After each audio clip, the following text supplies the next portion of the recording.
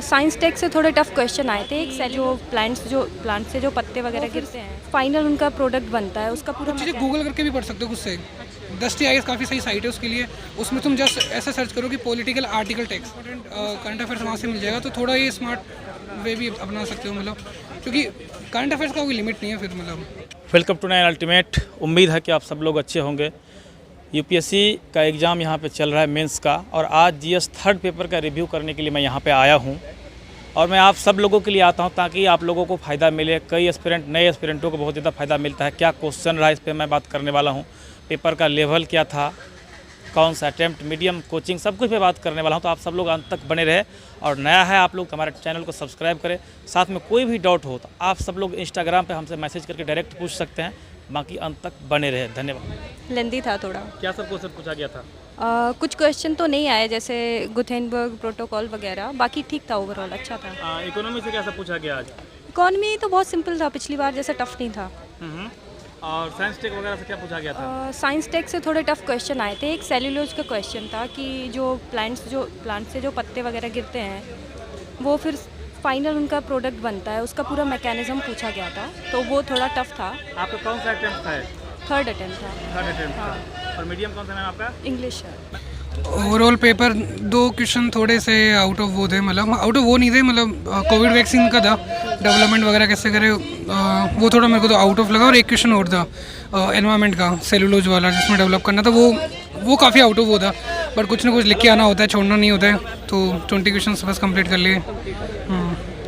Economy में budget पे कुछ नहीं है, बट इकोनॉमी आसान थी। इकोनॉमी वाला पोर्शन सिंपल था, फूड प्रोसेसिंग इंडस्ट्री से आया है। और इंडिया का जो ग्रोथ पाथ है उस पर आया था कि ये अभी अपना जो ग्रोथ पाथ है वो प्रोडक्टिविटी सर्विस सेक्टर से रिलेटेड ज़्यादा जा रहा है। तो वो वाला तो इकोनॉमी वाला पोर्शन सिंपल था। थोड़ा सा एक साइंस एंड टेक में थोड़ा सा 2 क्वेश्चन और एक एनवायरनमेंट वाला क्वेश्चन थोड़ा सा साइंस टेक्नोलॉजी में थोड़ा। साइंस एंड टेक में एक तो जेम्स वेब नया नहीं, एक तो करंट अफेयर्स में जो न्यूज़ था जेम्स वेब स्पेस टेलीस्कोप वाला, जो काफ़ी ज़्यादा न्यूज़ में है अभी इस टाइम पे, वो आया था। और एक कोविड-19 की वैक्सीन से आया था डेवलपमेंट के लिए। और एक एनवायरनमेंट से वो सबसे आउट ऑफ क्वेश्चन था जो सेलुलोज का, उसमें कुछ पूछा था, वो मेरे को इतना मतलब अंडरस्टैंडिंग नहीं था। बट ठीक है, समहाउ मैनेज सर आपका कौन सा अटेम्प्ट है? ये मेरा फर्स्ट मेंस है, सेकंड अटेम्प्ट है वैसे। फर्स्ट मेंस से सेकंड एग्जाम। तो मेंस की आंसर राइटिंग की स्ट्रेटजी के बारे में कुछ बताइए नए स्टूडेंट के लिए। सबसे ज़्यादा इंपॉर्टेंट मेंस में अगर एक चीज़ ध्यान रखना है तो टेस्ट सीरीज से तुम्हें सिर्फ टाइमिंग सीखना है। यहाँ पे पेपर कंप्लीट हो नहीं पाता है लोगों का। यहाँ पे लोग बाग 2-2, 3-3 क्वेश्चन छूट रहे हैं डेली। अगर आप पूछोगे जनरली, अगर आपको 20 आवर्स में कंप्लीट करना है, मतलब टेस्ट सीरीज में आपको आगे सीखना पड़ेगा। तो टेस्ट सीरीज में सिर्फ अगर एक चीज़ अगर कोई सीख सकते हो, पेपर पढ़ा हो सकता है कि पढ़ाई भी इंपॉर्टेंट होती है, बट एक चीज़ जो प्रोमिनेंटली तुम टेस्ट सीरीज से सीखोगे वो टाइमिंग है कि 20 क्वेश्चंस वहाँ पे विद इन टाइम में वहाँ पे प्रैक्टिस करके आओ कंप्लीट करने का, और वो यहाँ पे कंप्लीट करो। बाकी पढ़ाई आप अलग मटेरियल से भी कर सकते हो, मतलब ज़रूरी नहीं है कि टेस्ट सीरीज से करो, बट टाइमिंग बहुत ज़रूरी है। टाइमिंग मैनेज करके आना वहाँ से टेस्ट सीरीज वाले पोर्शन से।